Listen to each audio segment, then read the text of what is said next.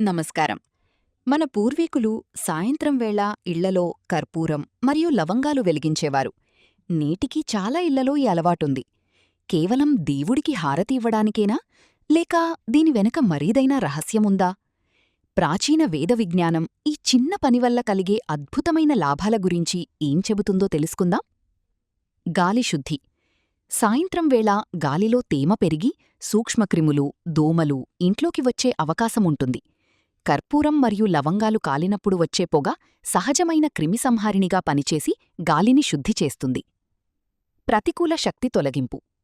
వేదాల ప్రకారం కర్పూరం మండటం వల్ల ఇంట్లో పేరుకుపోయిన నెగటివ్ ఎనర్జీ తొలగిపోయి పాజిటివ్ ఎనర్జీ పెరుగుతుంది. లవంగాలు మానసిక ఒత్తిడిని తగ్గించి ప్రశాంతతను ఇస్తాయి. వాస్తుదోష నివారణ. ఇంట్లో ఏవైనా వాస్తుదోషాలున్నా లేదా అకారణంగా గొడవలు జరుగుతున్నా క్రమం తప్పకుండా సాయంత్రం వేళ వీటిని వెలిగించడం వల్ల ఆటంకాలు తొలగిపోతాయని నమ్మకం. ఒక చిన్న మట్టి ప్రమిద లేదా ఇత్తడి పాత్ర తీసుకోండి. అందులో 2 కర్పూర బిళ్లలు, 2 లేదా 4 లవంగాలు మొగ్గ ఉన్నవి వేసి వెలిగించండి. ఆ పొగను ఇల్లంతా చూపించండి. దీనివల్ల ఇంట్లోని దుర్వాసన పోవడమే కాకుండా మీ మనస్సు కూడా ఎంతో తేలికగా మారుతుంది.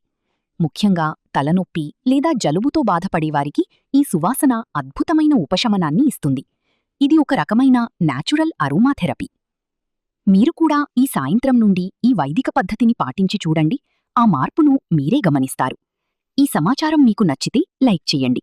మరిన్ని ఇలాంటి ఆసక్తికరమైన మరియు వైజ్ఞానిక, ఆధ్యాత్మిక విషయాల కోసం మన ఛానల్ని ఇప్పుడే సబ్స్క్రైబ్ చేసుకోండి.